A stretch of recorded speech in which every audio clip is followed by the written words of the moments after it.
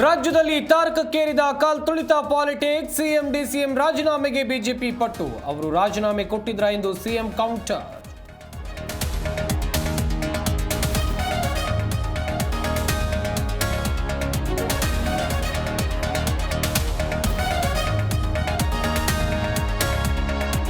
ಐಶ್ವರ್ಯ ಗೌಡ ವಿರುದ್ಧ ಬಹುಕೋಟೆ ವಂಚನೆ ಪ್ರಕರಣ. ಡಿಕೆ ಸುರೇಶ್ಗೆ ಇಡಿ ಶಾಕ್. ವಿಚಾರಣೆಗೆ ಬರುವಂತೆ ಸೂಚನೆ. ಮೋಸಗಾರರ ವಿರುದ್ಧ ಕ್ರಮವಾಗಲಿ ಎಂದ ಡಿಕೆಶಿ.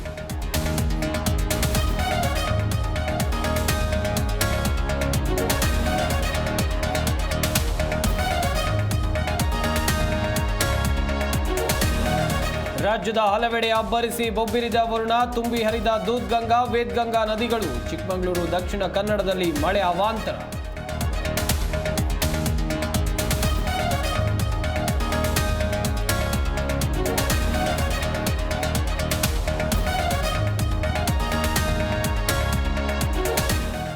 ಏರ್ ಇಂಡಿಯಾ ವಿಮಾನಗಳಲ್ಲಿ ತಾಂತ್ರಿಕ ಸಮಸ್ಯೆ. 6 ಏರ್ ಇಂಡಿಯಾ ವಿಮಾನಗಳ ಪ್ರಯಾಣ ರದ್ದು. ದುಬೈ, ಲಂಡನ್, ಪ್ಯಾರಿಸ್, ಹಾಂಗ್ಕಾಂಗ್ ಪ್ರಯಾಣ ಮೊಟಕು.